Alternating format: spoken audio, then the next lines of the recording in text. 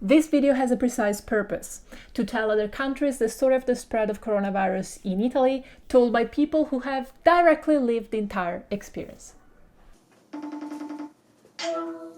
Ciao papà, come stai? Bene, ciao. Da quanti giorni siete chiusi in casa? Ormai da un paio di settimane siamo relegati. Ma potete uscire per fare passeggiate se state distanti dagli altri o fare giri in macchina? Non più, adesso per uscire bisogna avere una motivazione sufficiente. Se ti trovano senza di questa, prendi una multa salata.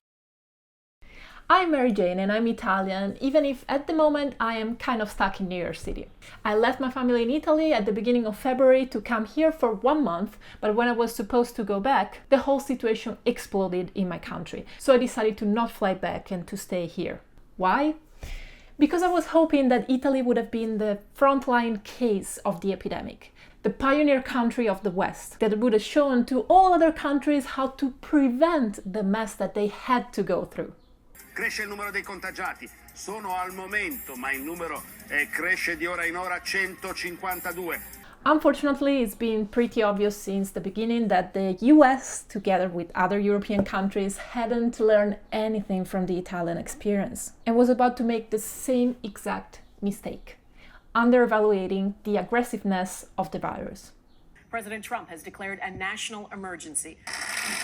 Trump shook hands and touched people at the announcement. I asked my family in Italy to help me with this video, and I thank all of them for their contributions. We're now going to report the reality of the coronavirus outbreak and spread in Italy, without any filters, just as we've seen it and lived it by direct experience. My mom is a retired general practitioner and she's always very updated with the news, so she kindly prepared for us a quick recap of the events that I'm gonna report now. So we can say that everything really started to get serious on the 18th of January when China declared the first death of coronavirus from Wuhan. A few days later, Italy started to work to prevent the epidemics coming to Italy. So screenings for people coming from Wuhan at the airport, of course, tracking of the identity of those people, and they activated a free number to call in case of need. On the 31st of January, Italy has been the first country in the world after China to declare the state of emergency for the risk of coronavirus, and it closed all the airports to the flights from China. The first corona case in Italy appeared only on the 21st of February.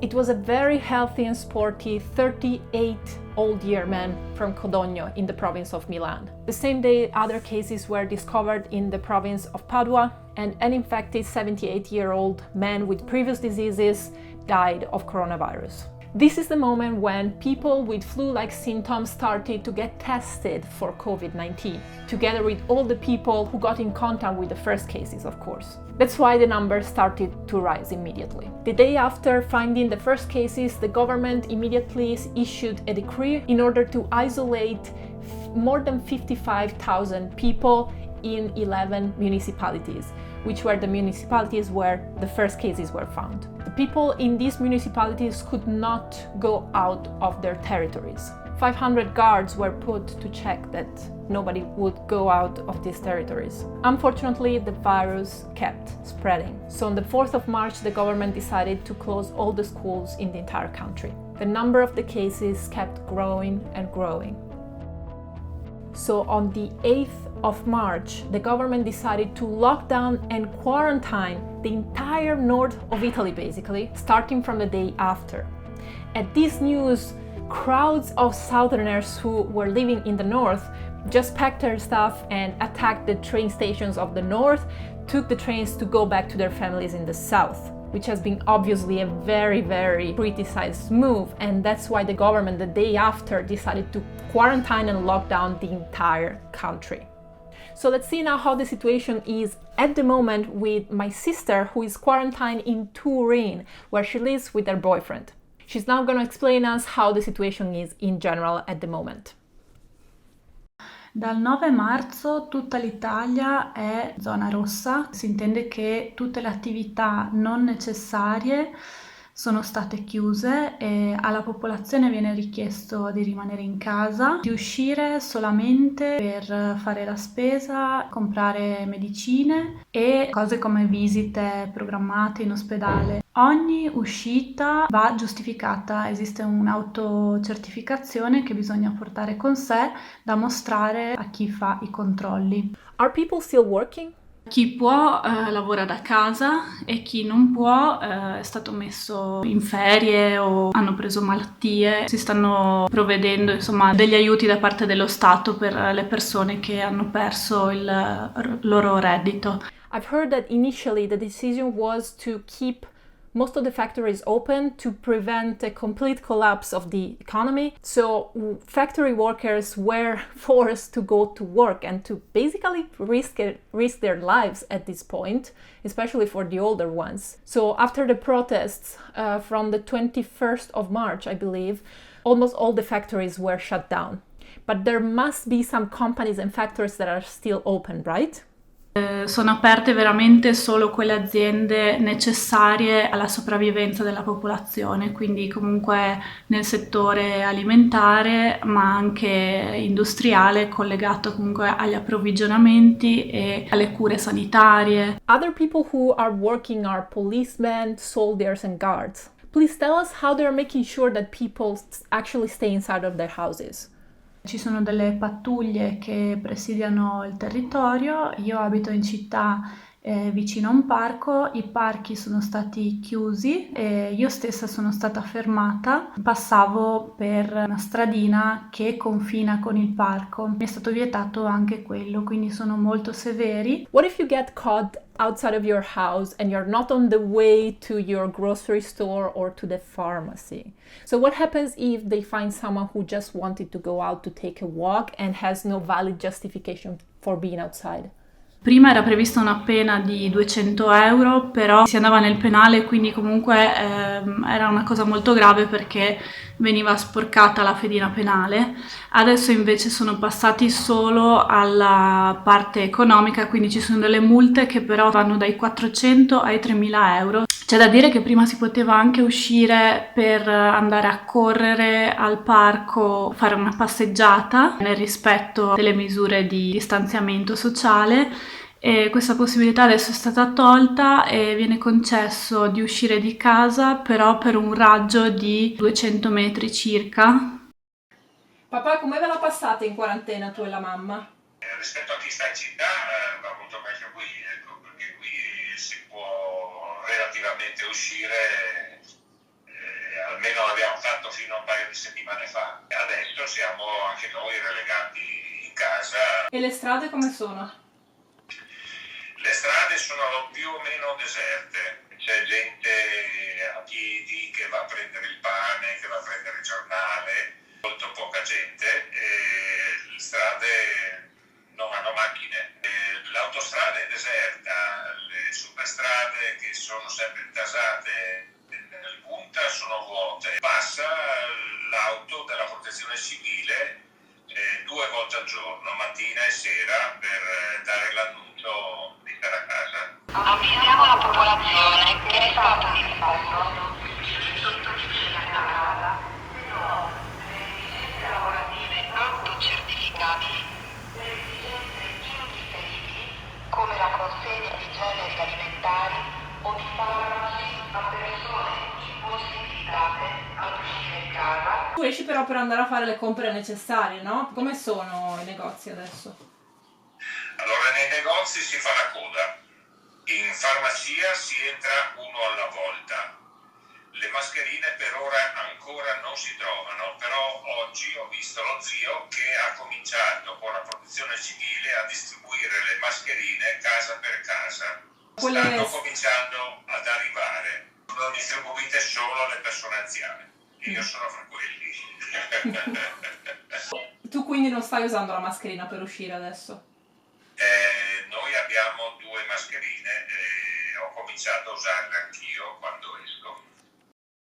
I spent weeks wondering why other Western countries haven't treasured the experience of a country with a free democratic government, one of the founder members of the European Union. one of the first members of the NATO, and one of the countries with the best healthcare system in Europe? I have yet to find an answer. But I have observed an interesting phenomenon here around me in the United States, which pushed me actually to make this video. I've had the impression that the trust for official media of information here is so low that when it comes to news coming from Italy, people just don't believe what they hear. And that's where I saw the opportunity to provide a hopefully more reliable information about the situation in my own country. And talking about information and media, let's go back to my sister. I want to ask her how the information is there. Silvia, com'è l'informazione ufficiale lì? Ad esempio sui fatti riguardanti il coronavirus, come ti informi sulla situazione, oltre che con i normali telegiornali ovviamente? Ci sono dei programmi di approfondimento che io ho seguito già da gennaio, una volta a settimana sulla rete nazionale. C'è un programma che ha approfondito appunto la questione del coronavirus già ai tempi in cui era limitato alla Cina, e poi ovviamente si è diffuso anche in Corea e in Iran. E quindi diciamo che io già ero informata sulla situazione, sulla pericolosità di questo virus, e quando è arrivato in Italia già mi immaginavo cosa poteva succedere. A questo proposito, aneddoto personale, il 21 febbraio è stato ricoverato il primo paziente italiano e lo stesso giorno il mio ragazzo si è ammalato di influenza. Poi abbiamo scoperto che il suo capo aveva viaggiato con una persona di questo paese, quindi ci siamo subito allarmati e abbiamo deciso di metterci sostanzialmente in autoquarantena. Abbiamo anche scoperto che poi il suo capo è stato effettivamente messo in quarantena dalle autorità sanitarie, quindi in realtà noi siamo in quarantena da più di un mese, è abbastanza pesante. Sempre per quanto riguarda l'informazione, il nostro Presidente del Consiglio fa delle dirette TV per spiegare i nuovi decreti che vengono via via presi, che appunto limitano le libertà individuali, e spiega via via quali sono le aziende che possono rimanere aperte e quali no. Alle 18 c'era la diretta della Protezione Civile in TV, che al momento è stata sospesa perché proprio il capo della Protezione Civile, che leggeva il bollettino dei morti, dei guariti e dei nuovi contagiati, si è ammalato anche lui, e quindi non so quando verrà ripresa. Conosci qualcuno che ha il coronavirus? Beh, ci sono tante persone che sono ammalate tra i personaggi famosi, fra i VIP. E direttamente io conosco un'unica persona, mi hanno riferito che si è ammalato gravemente il mio professore di tesi. Ho amici che lavorano in ospedale, uno lavora proprio all'ospedale di Bergamo, che al momento è la città più colpita, e mi ha riferito che sì, all'inizio la situazione è stata drammatica perché c'erano sempre più casi e il personale non era sufficiente, quindi hanno chiesto di fare turni molto lunghi, e dopodiché è stato riorganizzato proprio tutto l'ospedale, praticamente è diventato tutto reparto Covid. Qual è per te la parte più difficile della quarantena? A noi manca molto l'attività all'aria aperta, non proprio lo sport, semplicemente poter uscire a fare una passeggiata o anche a correre, insomma, perché è un modo per sfogare anche lo stress di questa situazione. E un altro problema sono le code che si creano davanti ai supermercati per fare la spesa, e basta, in realtà. Le difficoltà maggiori in questo momento ce le hanno i medici e tutto il personale sanitario. Diciamo che per noi è richiesto un piccolo sforzo. Ovviamente poi ci sono i problemi economici per le persone che hanno perso il loro reddito, e in questo caso lo Stato sta adottando delle misure per aiutarli. Qualche pensiero sul futuro? Si prevedono tempi lunghi, molto lunghi. Quando avremo raggiunto il picco potremo intravedere la fine, ma probabilmente passeranno mesi. Nel frattempo io spero che adottino nuove misure, perché la gente, soprattutto in città, non può rimanere chiusa in casa senza possibilità, insomma, di sfogo, di uscire, almeno di scaricare lo stress. o anche di andare a lavorare. Io spero che adottino delle misure, che capiscano come creare degli ambienti di lavoro sicuro in modo che le persone possano tornare ad avere un reddito per riuscire a mantenersi come prima, perché lo Stato aiuta, ma fino a un certo punto, dopodiché bisognerà ricominciare e sarà più dura ovviamente di prima. I know that people are sick tired of hearing talking about coronavirus, and I'm sorry to all my subscribers who wanted to see something different from me. The reason why I made this video is just that I felt the duty as a content creator from a country that is at the center of the attention to give my contribution. But this is the last piece of content in a long time that I'm gonna put out about COVID-19. I promise. I will come back on Sunday with another video. This time it's gonna be way funnier and entertaining. It's gonna be a collab. I can't wait to put it out. See you.